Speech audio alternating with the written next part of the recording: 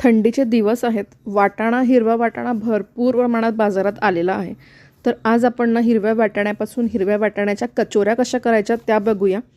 तर वाटाण्याच्या भरपूर रेसिपीज माझ्या चॅनलवर तुम्ही बघू शकता. त्याच्यासाठी चॅनलला नक्की सबस्क्राईब करा. तर इथे मी 1 किलो वाटाणा घेतला आहे. ह्याला मिक्सरमध्ये आपल्याला अशी बारीक पेस्ट करून घ्यायची आहे.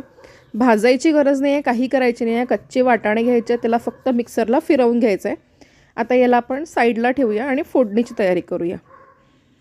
तर फोडणीसाठी इथे मी पहिले ना 1 चमचा बेसन भाजून घेते आहे. थोडंसं बाइंडिंगसाठी म्हणून बेसनचा वापर करणार आहे. सो बेसन आपण थोडंसं असं लालसर होईस तर आपल्याला भाजून घ्यायचं आहे. आता हे भाजून झालं आहे. आता ह्याला आपण साईडला काढून ठेवूया. त्याच कढईमध्ये तर मी तेल घेतलं आहे. तेल फार वापरायचं नाही, नाहीतर कचोऱ्या तेलकट होतात. इथे मी 2 चमचे तेल घेतलं आहे. त्यात जिरं घातलं आहे, हिंग घातलं आहे. जरासं हिंग आणि जिरं आपलं छान फुललं की मग आपल्याला याच्यात घालायचं आहे आलं मिरचीची पेस्ट.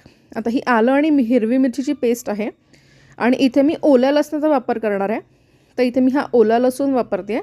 जर तुमच्याकडे ओला लसूण नसेल तर आलं, लसूण आणि हिरवी मिरचीची अशी एक पेस्ट करून सुद्धा तुम्ही याच्यात वापर करू शकता. आता ही पेस्ट घातल्यानंतर ना आपल्याला चांगलं एक 3-4 मिनटं ह्याला तेलात परतवून घ्यायचं आहे. आता हे थोडंसं मी ह्याला साईडला केलं आहे आणि तेल ठेवून ह्याच्यात खसखस घालायची आहे. ॲक्च्युली खसखस पहिलेच घालायची होती, ती राहून गेली म्हणून मी नंतर घालते आहे. पण तुम्ही आलं लसणाची पेस्ट घालायच्या आधीच थोडीशी खसखस घालायची, तरी 1-1.5 चमचा खसखस घालायचे. आता ह्याच्यात सुक्कं खोबरं घालणार आहे. आता हे 1/4 कप सुक्कं खोबरं आहे. ह्यालासुद्धा आपल्याला घालून छान भाजून घ्यायचं आहे.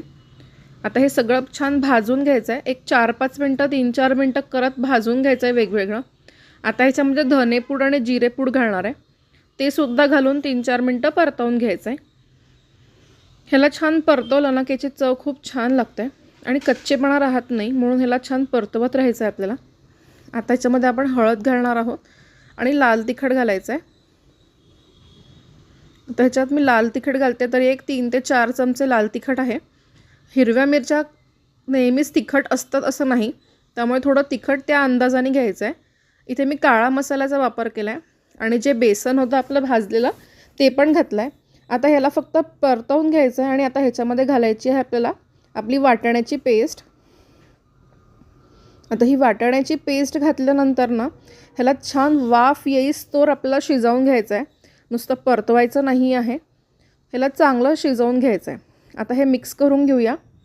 आता ह्याच्यात चवीनुसार आपल्याला मीठ पण घालायचं आहे. आता चवीनुसार मीठ घालायचं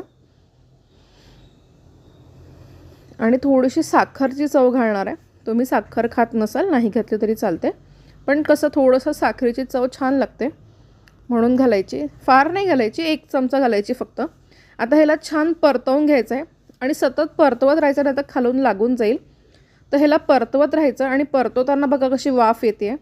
तर आता हे आपलं झालेलं आहे वाटण. तर ह्याला जोस्तोवर वाफ येत नाही ना छान, तोस्तोवर ह्याला परतवत राहायचं आहे. आता गॅस केला आहे मी बंद. ह्याच्यावर घालायचा एक अर्धा लिंबाचा रस. अर्धा लिंबाचा रस घालून झाला की भरपूर अशी कोथिंबीर घालायची आणि कोथिंबीर घालून ह्याला परतवून घ्यायचं एकदा. आणि परतवून झालं की ह्याला थंड व्हायला ठेवून देणार आपण साईडला.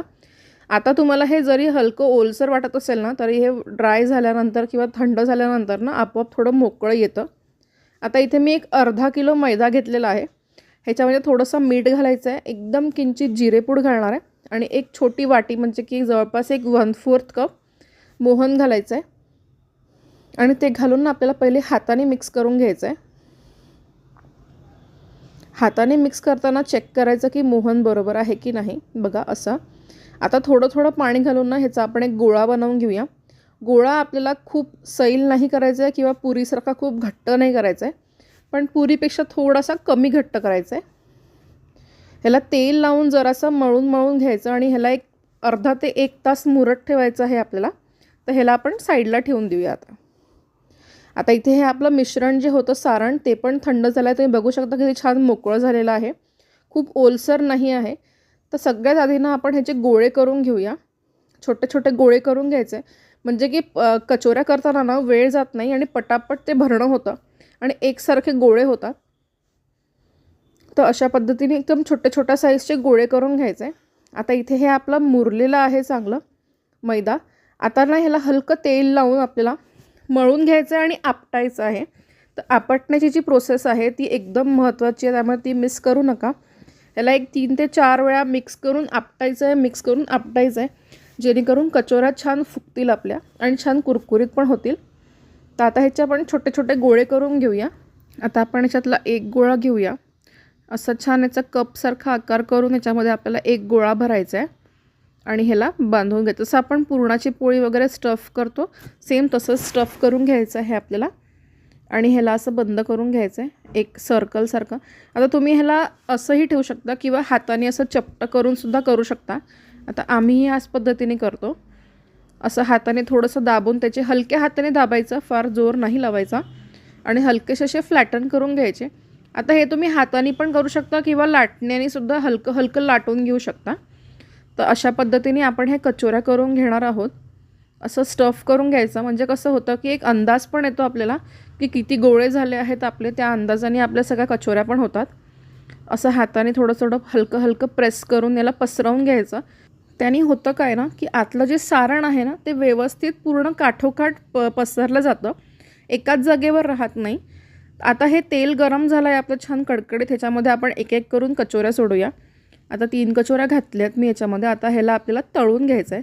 मीडियम हाय करत तळायचं आहे. आता आम्ही ह्या कचोऱ्या फार लालसर करत नाही, हलक्या गुलाबीसर रंगावर आल्या की आम्ही ह्या काढून घेत असतो. तर अशा ह्या आपल्या कचोऱ्या बनवून तयार झालेल्या आहेत.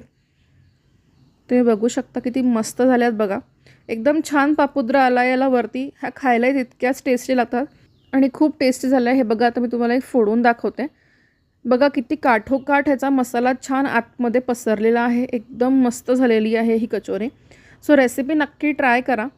कशी वाटली ते मला नक्की सांगा. चॅनलवर नवीन असाल तर सबस्क्राईब करा आणि वाटाण्याच्या ना भरपूर रेसिपीज आहेत माझ्या चॅनलवर, तर तुम्ही नक्की तिथे व्हिजिट करा चॅनलला आणि सगळ्या रेसिपीज बघा. थँक्यू.